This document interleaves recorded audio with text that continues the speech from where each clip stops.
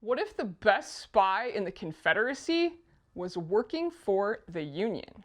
Hi, I'm J.R., the director of the Reenactors documentary, here to bring you another edition of Keeping the Hysteria in American History, inspired by Executive Order 14253, Restoring Truth and Sanity to American History.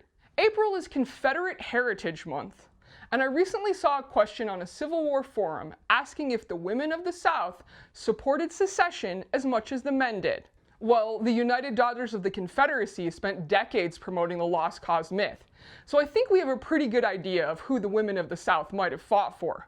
And then there's Elizabeth Van Lew, a fabulously wealthy Richmond belle who chose the wrong side. At least, that's what her neighbors thought. Elizabeth, known by friends and family as Bet, was born and raised in Virginia, but she'd attended a Quaker school where she learned about the evils of slavery, so her sympathies lay with the Union. She used her position in Richmond society to form one of the most successful spy rings of the entire war. Bet visited captured Union soldiers imprisoned in Richmond, bringing them food and comfort, but what looked like charity was actually intelligence gathering. She recruited those POWs, as well as formerly enslaved and free blacks, into her spy network. One of her most daring recruits was Mary Bowser, who had been enslaved in the Van Lew household. She volunteered to go work as a maid in the Confederate White House, home of Confederate President Jefferson Davis, so that she could spy on Confederate leadership. Think about that for a second.